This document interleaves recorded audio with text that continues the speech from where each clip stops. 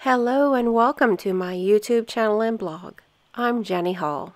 Thanks for joining me for another card making tutorial. Today I would like to show you how I am creating a large focal point on my card project using some die cuts.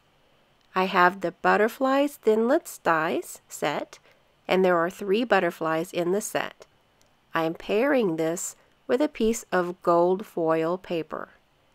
I have already run through the Big Shot die cut machine, and now I'm taking the gold die cut, adhering it down to a piece of purple cardstock, and now I'll use scissors to fussy cut the outline of the cardstock and die cut together.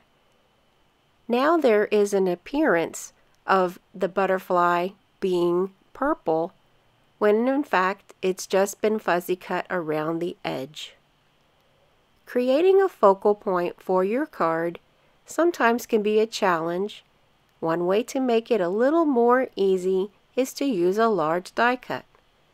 After these 2 pieces were adhered together, being the cardstock and the die cut, I ran them back through the die cut machine to flatten both of the pieces together and make them stick together as one.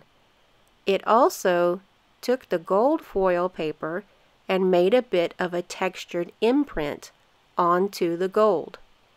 This gives a little bit more interest, as if it's not just a shiny butterfly, but it kind of seems a little bit more lifelike to me. For the sentiment, I'm using the Pretty Label Punch with the Label Me Pretty stamp set. I'm going to heat emboss both of the stamps, which is the outline and the sentiment words, in some gold embossing powder, and will heat set those with my heat gun. The Pretty Label Punch is a nice punch to work for many different sentiments, and the design echoes a little bit of the butterfly as well for this project.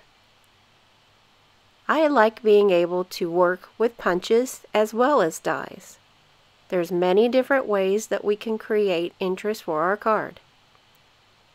I made 2 sentiments, not knowing exactly which one I would use, and I chose the one that is fully gold embossed for the front of the card. The other I'll save for the inside of the card. I'm using some gold sequin trim to remove a few flat gold sequins, and the threads that are holding the sequins will work very nicely to make antenna for the butterfly. To keep the antenna down to the card base, I'm using a glue dot, and will, after folding the threads together, am adhering them down to the card spot. I'll use a little bit of liquid glue to hold everything in place.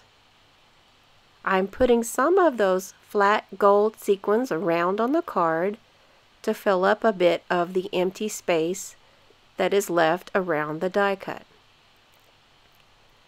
Using things that are not conventional products, such as the threads for the gold trim as an antenna, are a nice way that you can make a card unique and just your own. I have my paper piercing tool with a glue dot on the end that helps me to pick up and place my sequins. I'm using another piece of very vanilla cardstock for the inside of the card, and here is the additional punched out sentiment that I did not use on the front. Thank you for joining me for another card making tutorial.